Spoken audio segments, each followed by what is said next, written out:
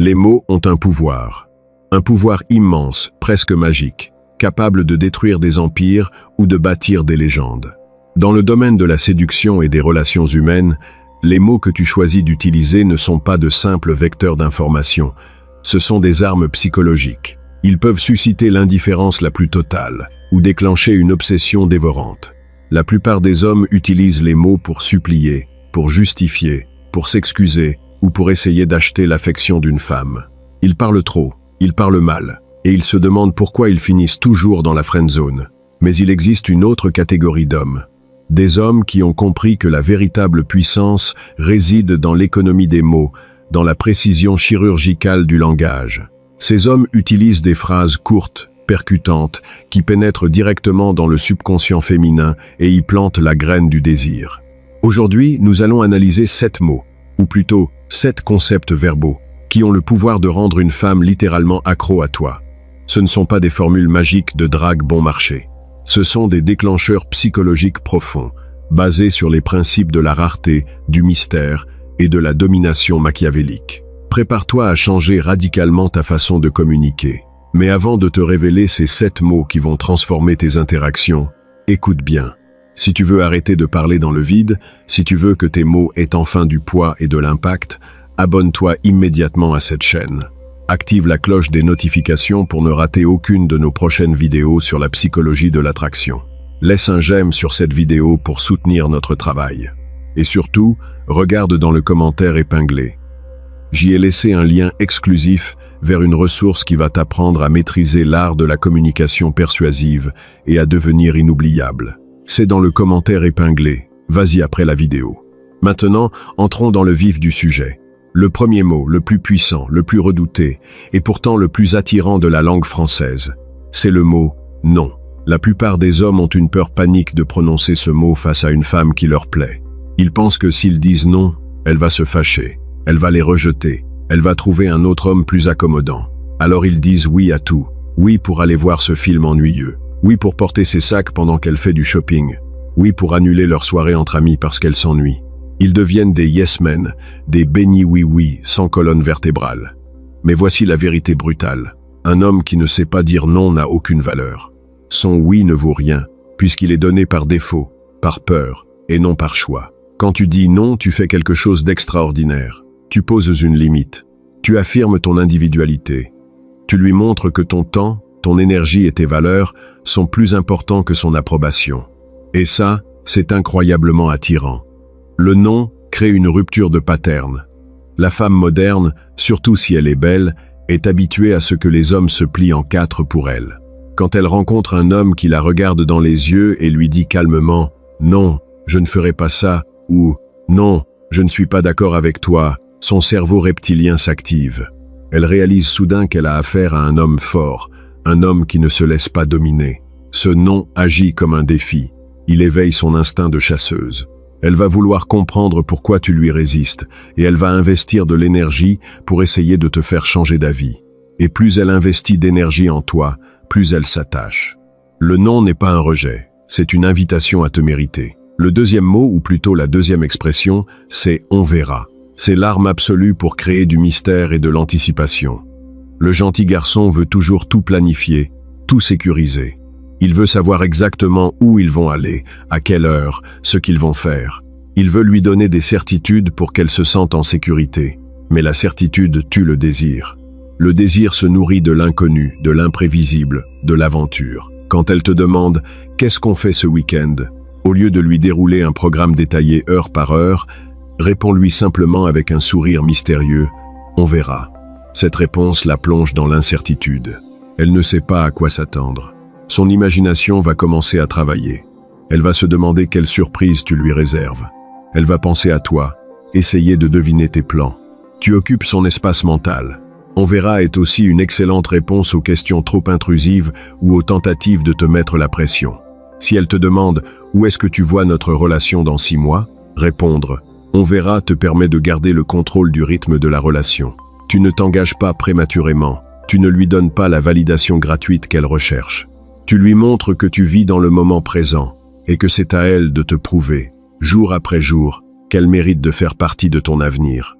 L'incertitude est le terreau de l'obsession. Le troisième mot est un verbe d'action puissant, pars, ou sa variante, vas-y.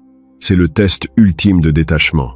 Dans toute relation, il y a des moments de tension, des disputes, des drames inutiles. Souvent, la femme va utiliser la menace de la rupture ou du départ comme un moyen de pression pour obtenir ce qu'elle veut. Elle va prendre son sac, se diriger vers la porte et attendre que tu la retiennes, que tu t'excuses, que tu la supplies de rester. C'est un test de pouvoir classique. Si tu cèdes, si tu la retiens, tu lui donnes les clés de la relation. Tu lui montres que tu as plus peur de la perdre qu'elle n'a peur de te perdre. La réaction machiavélique, l'attitude de l'homme de haute valeur, c'est d'ouvrir la porte pour elle.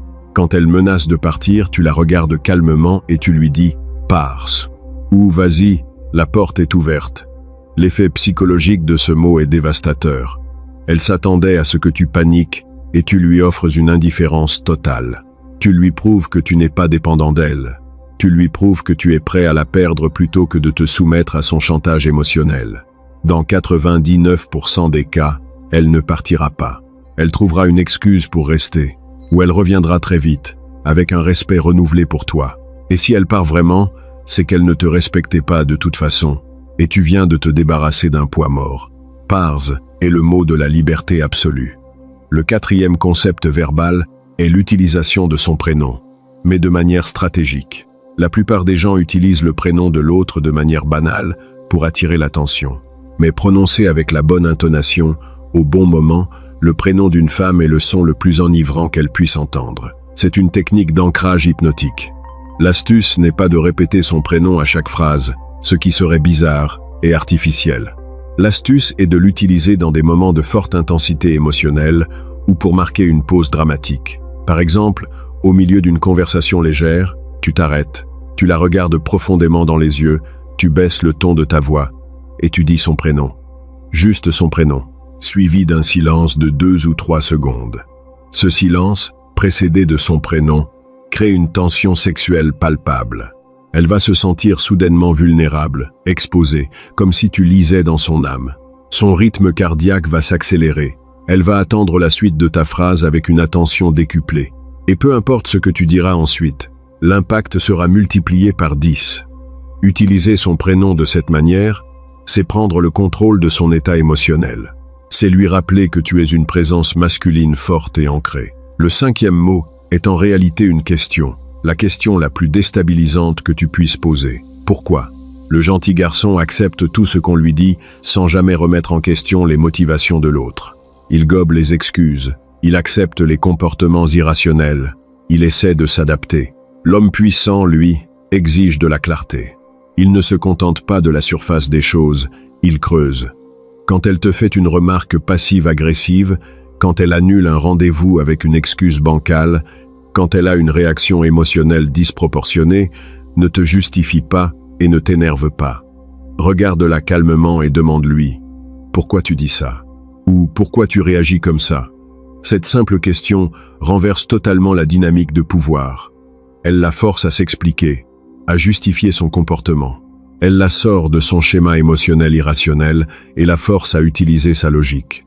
Souvent, elle réalisera elle-même que son comportement est puéril ou injustifié.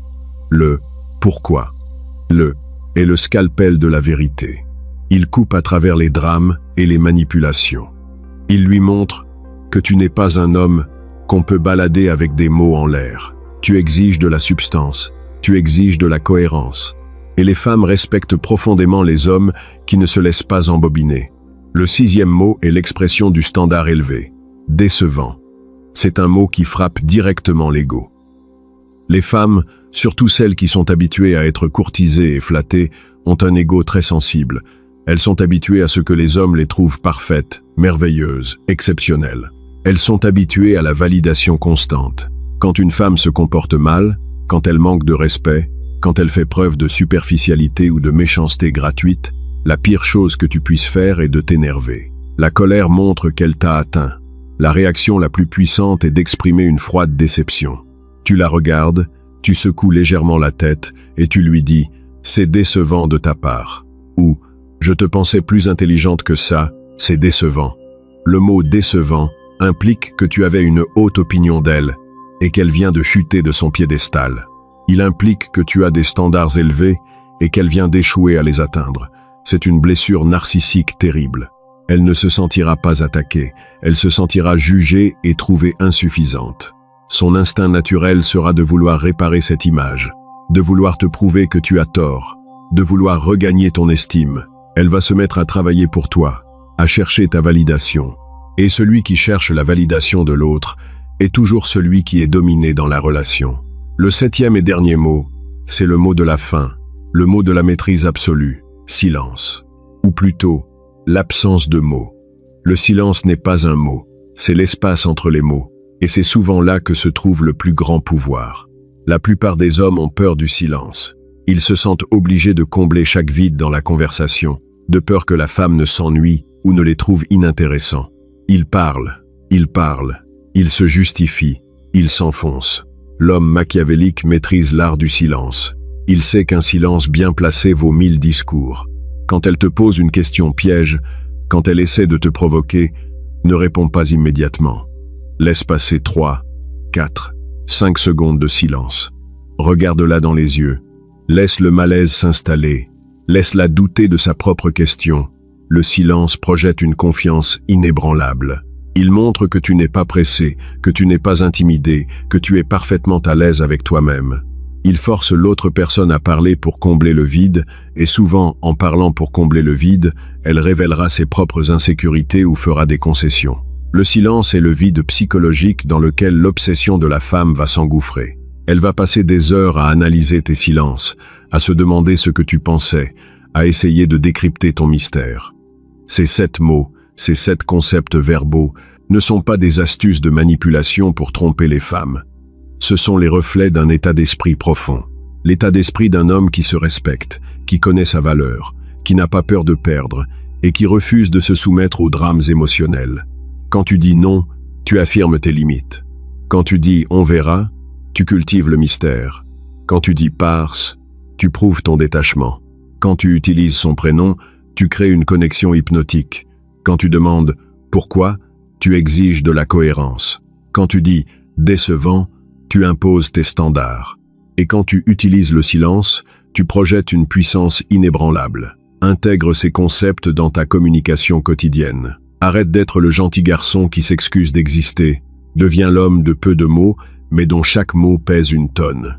Deviens l'homme que les femmes ne peuvent pas déchiffrer, l'homme qu'elles ne peuvent pas contrôler, l'homme qu'elles ne peuvent s'empêcher de désirer. N'oublie pas de t'abonner à la chaîne, de laisser un j'aime si cette vidéo t'a apporté de la valeur, et surtout, va consulter le lien dans le commentaire épinglé.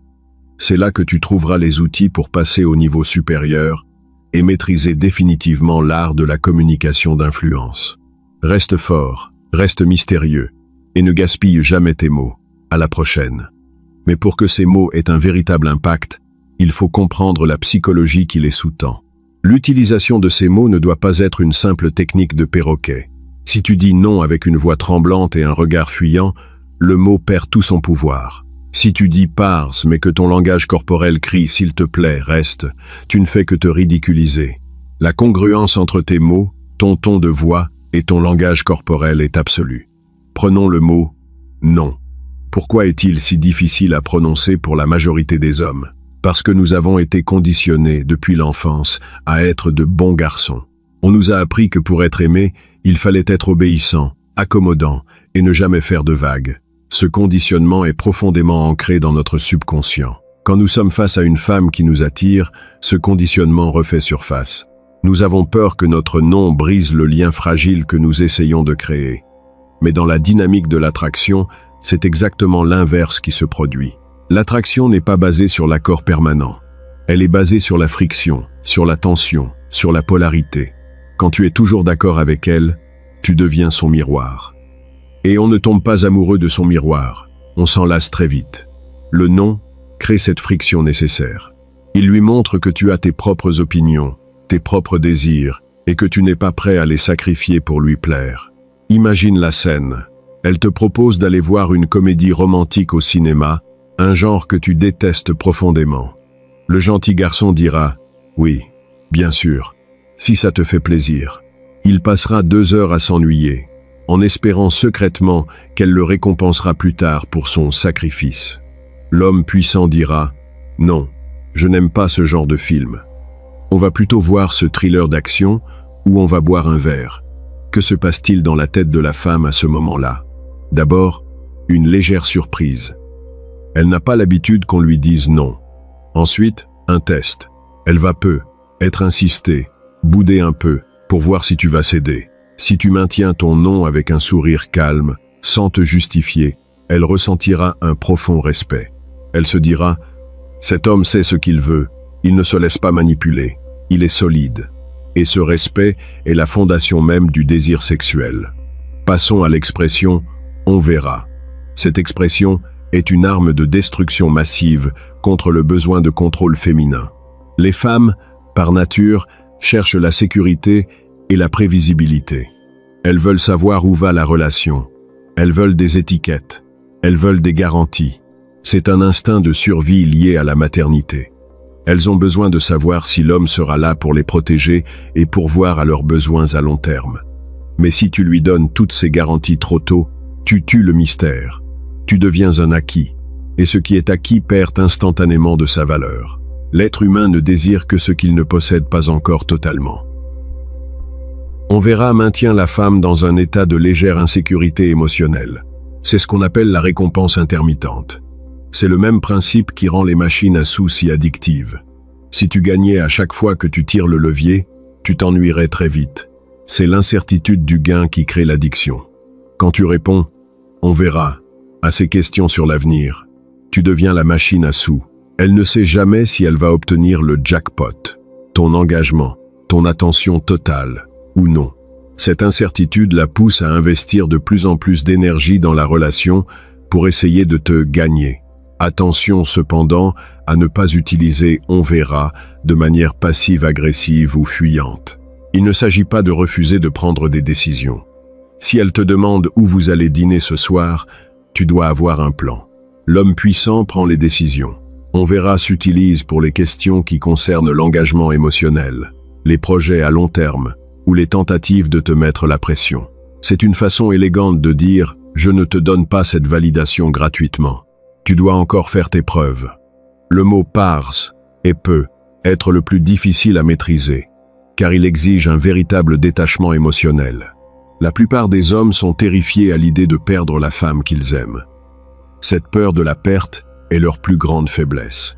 Elle les pousse à accepter des comportements inacceptables, à tolérer le manque de respect, à ramper pour obtenir des miettes d'affection. Quand une femme sent cette peur chez un homme, elle perd tout respect pour lui. Elle sait qu'elle a le pouvoir absolu. Elle peut faire ce qu'elle veut. Il ne partira jamais. Oh, c'est pourquoi la menace de la rupture est souvent utilisée comme un outil de manipulation. Elle fait ses valises. Elle se dirige vers la porte, en sachant pertinemment que tu vas courir après elle pour la retenir. Quand tu lui dis « pars », tu brises son scénario. Tu lui retires son arme principale. Tu lui montres que tu n'es pas l'otage de tes sentiments. Tu lui montres que ta dignité et ton respect de toi-même sont plus importants que sa présence dans ta vie. C'est un choc psychologique majeur pour elle. Pour que ce mot fonctionne, tu dois être sincèrement prêt à la laisser partir. Si tu dis « pars », mais que tu la rappelles en pleurant 2 heures plus tard, tu as perdu toute crédibilité. Tu dois avoir la conviction profonde que tu survivras très bien sans elle et que tu trouveras facilement une autre femme qui te respectera. C'est cette mentalité d'abondance qui donne tout son poids au mot « part ». Et paradoxalement, c'est cette capacité à la laisser partir qui la fera rester. L'utilisation stratégique de son prénom est une technique d'hypnose conversationnelle. Le prénom est le mot le plus important dans la vie d'un individu. Depuis notre naissance, nous sommes conditionnés à réagir à ce son. Quand quelqu'un prononce notre prénom, notre cerveau se met automatiquement en état d'alerte. Mais la façon dont tu le prononces change tout. Si tu le dis d'une voix aiguë et rapide, tu as l'air d'un enfant qui réclame l'attention de sa mère. Si tu le dis d'une voix grave, lente, en la regardant droit dans les yeux, tu as l'air d'un amant qui sonde son âme. Essaie cette technique lors de votre prochain rendez-vous. Vous êtes en train de discuter de choses banales. Soudain, tu t'arrêtes de parler. Tu la regardes fixement pendant 2 secondes. Puis tu prononces son prénom, lentement, avec une voix légèrement plus grave que d'habitude, et tu laisses un nouveau silence s'installer. Observe sa réaction. Tu verras ses pupilles se dilater légèrement. Tu verras sa respiration changer. Elle va se sentir soudainement très consciente de ta présence masculine. Elle va attendre la suite avec une anticipation fébrile. Tu peux alors enchaîner avec un compliment sincère ou simplement changer de sujet. L'important n'est pas ce que tu dis ensuite, c'est l'état émotionnel dans lequel tu l'as plongé. Tu as créé une bulle d'intimité intense en utilisant un seul mot, le pourquoi, et l'arme fatale contre les drames émotionnels et les manipulations. Les femmes sont des créatures émotionnelles. Elles réagissent souvent de manière impulsive, guidées par leurs sentiments du moment plutôt que par la logique. Et elles s'attendent à ce que les hommes rentrent dans leur jeu émotionnel. Quand elle te fait une scène de jalousie injustifiée, quand elle boude sans raison apparente, l'homme faible va essayer de la rassurer, de s'excuser, de comprendre ce qu'il a fait de mal. Il rentre dans son cadre émotionnel. Il valide son drame. L'homme puissant refuse de jouer à ce jeu. Il reste ancré dans sa logique. Quand elle explose, il la regarde calmement et demande « Pourquoi tu réagis comme ça ?» Cette question la force à sortir de son tourbillon émotionnel et à analyser son propre comportement. Elle la force à verbaliser des raisons logiques à sa colère. Et très souvent, elle réalisera qu'elle n'a pas de raison logique. Elle réalisera que sa réaction est disproportionnée.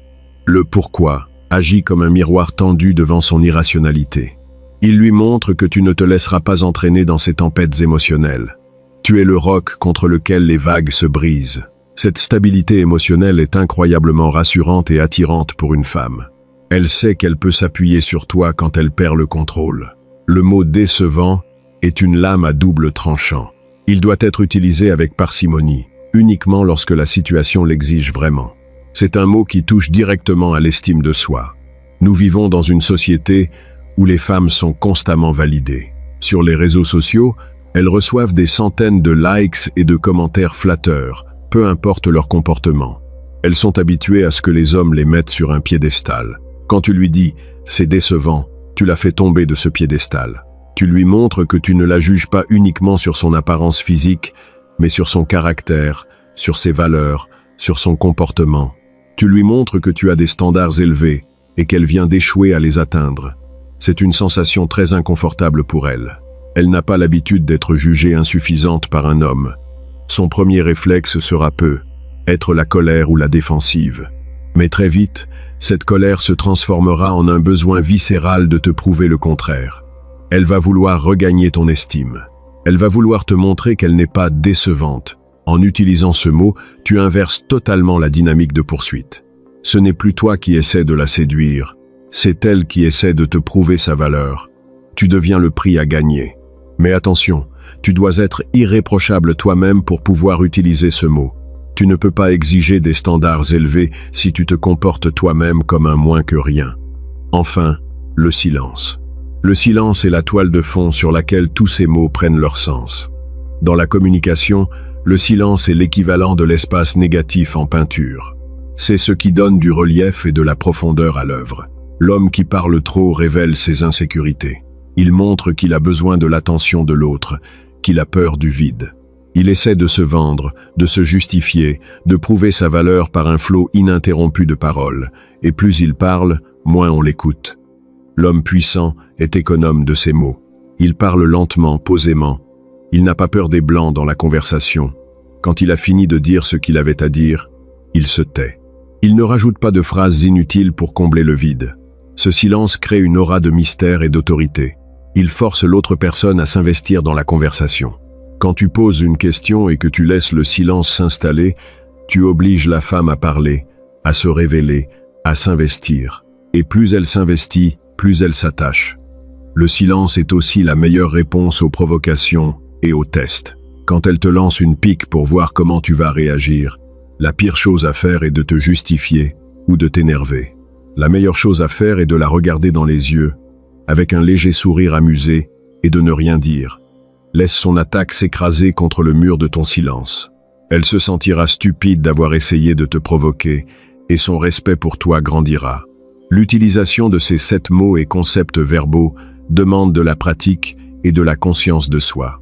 Tu dois apprendre à observer tes propres réactions automatiques et à les remplacer par des réponses stratégiques. Tu dois apprendre à contrôler ton besoin de validation, ta peur du rejet et ton envie de plaire à tout prix. Ce n'est pas un chemin facile, Il est beaucoup plus confortable de rester le gentil garçon qui dit oui à tout et qui évite les conflits. Mais le confort est l'ennemi de l'attraction. Si tu veux devenir un homme que les femmes désirent obsessionnellement, tu dois accepter l'inconfort. Tu dois accepter de créer de la tension, de poser des limites et de risquer de perdre la relation pour sauver ton respect. Ces mots sont des outils de pouvoir. Ils te permettent de reprendre le contrôle de la dynamique relationnelle. Ils te permettent de passer du statut de demandeur au statut de décideur. Ils te permettent de devenir le prix que les femmes cherchent à gagner. Mais n'oublie jamais que le véritable pouvoir ne vient pas des mots eux-mêmes, mais de l'homme qui les prononce. Si tu n'as pas travaillé sur toi-même, si tu n'as pas construit une vie riche et indépendante, si tu n'as pas développé une véritable confiance en toi, ces mots sonneront creux. Ils seront perçus comme des techniques de manipulation bon marché. La véritable transformation doit venir de l'intérieur. Tu dois devenir un homme de haute valeur dans tous les domaines de ta vie. Tu dois forger ton corps, aiguiser ton esprit, construire ta carrière et définir ta propre mission. Quand tu auras accompli ce travail de fond, ces 7 mots sortiront naturellement de ta bouche. Ils seront l'expression authentique de ta puissance masculine. Alors, commence dès aujourd'hui. Observe ta façon de parler. Traque tes oui de complaisance, tes justifications inutiles, tes flots de paroles nerveux. Remplace-les par des non fermes, des on verra mystérieux et des silences lourds de sens. Reprends le contrôle de ton langage et tu reprendras le contrôle de ta vie amoureuse. N'oublie pas de t'abonner à la chaîne, de laisser un j'aime si cette vidéo t'a ouvert les yeux et surtout, va consulter le lien dans le commentaire épinglé. C'est une ressource indispensable pour ceux qui sont prêts à passer à l'action et à transformer radicalement leur façon de communiquer avec les femmes. Reste fort, reste mystérieux et ne t'excuse jamais d'être un homme. À la prochaine. Pour aller encore plus loin dans la maîtrise de ces 7 mots, il est essentiel de comprendre le concept de la valeur perçue dans la communication. Chaque fois que tu ouvres la bouche, tu envoies un signal sur ta propre valeur sur le marché des relations. Si tu utilises des mots de soumission, de justification ou de besoin, tu diminues ta valeur perçue. Si tu utilises des mots de pouvoir, de détachement et de mystère, tu augmentes ta valeur perçue. C'est une loi immuable de la psychologie humaine. Nous sommes attirés par ce qui a de la valeur et nous méprisons ce qui n'en a pas. Et la valeur n'est pas seulement une question d'apparence physique ou de compte en banque. C'est avant tout une question d'attitude et de communication. Prenons l'exemple d'un homme très riche et très beau, mais qui passe son temps à s'excuser, à supplier et à dire oui à tout. Malgré ses atouts objectifs, sa valeur perçue par les femmes sera très faible. Elles le verront comme un homme faible, manipulable et ennuyeux. À l'inverse, un homme au physique moyen et aux revenus modestes, mais qui maîtrise l'art du non, du on verra et du silence, dégagera une aura de puissance et de mystère qui le rendra irrésistible. La communication est le vecteur principal de ta valeur. C'est par tes mots que tu montres au monde qui tu es vraiment. Et c'est par tes mots que tu peux transformer la perception que les autres ont de toi. C'est pourquoi il est si important de bannir de ton vocabulaire tous les mots et expressions qui signalent la faiblesse. Les « je suis désolé de te déranger », les « si ça ne t'ennuie pas », les « peut »,« être qu'on pourrait », les « je ne sais pas », comme tu veux. Ces mots sont des poisons pour ton attractivité. Ils crient au monde entier « je n'ai pas confiance en moi, je n'ai pas de valeur, s'il vous plaît, acceptez-moi ». Remplace-les par des affirmations claires, directes et assumées. Je t'appelle pour te proposer de « on va faire ça, je préfère qu'on aille là ». La différence est subtile, mais l'impact est colossal. Tu passes du statut de demandeur au statut de leader, et les femmes sont biologiquement programmées pour être attirées par les leaders. Mais attention, être un leader ne signifie pas être un dictateur. Il ne s'agit pas d'imposer ta volonté par la force ou l'agressivité. Il s'agit de proposer une direction avec confiance et de laisser l'autre libre de te suivre ou non. C'est là toute la subtilité de la méthode Machiavel. Tu ne forces personne, tu crées simplement les conditions pour que l'autre ait envie de te suivre. Et c'est exactement ce que font ces 7 mots. Ils créent un cadre dans lequel la femme se sent à la fois défiée, intriguée et rassurée par ta force tranquille. Ils lui donnent l'espace nécessaire pour investir de l'énergie dans la relation, pour se poser des questions, pour ressentir le manque. Il transforme la dynamique de poursuite en ta faveur. Alors, la prochaine fois que tu seras face à une femme qui te plaît, souviens-toi de ces 7 mots. Souviens-toi du pouvoir du non, du mystère du on verra, du détachement du parse, de l'hypnose de son prénom, de la clarté du pourquoi, du standard du décevant et de la puissance du silence. Utilise-les avec parcimonie, avec justesse et avec une congruence totale entre tes mots et ton attitude. Ne sois plus le gentil garçon qui parle pour ne rien dire. Deviens l'homme de peu de mots, l'homme dont chaque parole est une action, l'homme que les femmes ne peuvent s'empêcher de désirer. Le chemin vers la maîtrise de la communication d'influence est long et exigeant. Il demande une remise en question profonde de tes habitudes et de tes croyances. Mais c'est le seul chemin qui mène à la véritable liberté et au véritable pouvoir dans tes relations. Alors, prends la décision aujourd'hui de changer ta façon de parler. Prends la décision de devenir un homme de haute valeur, un homme qui se respecte et qui impose le respect par la simple force de ses mots. Le monde t'attend. Les femmes t'attendent. Il est temps de prendre ta place.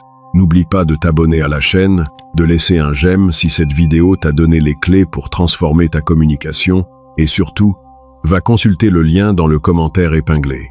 C'est là que se trouve la stratégie complète pour maîtriser les dynamiques de pouvoir et devenir l'homme que les femmes respectent et désirent obsessionnellement.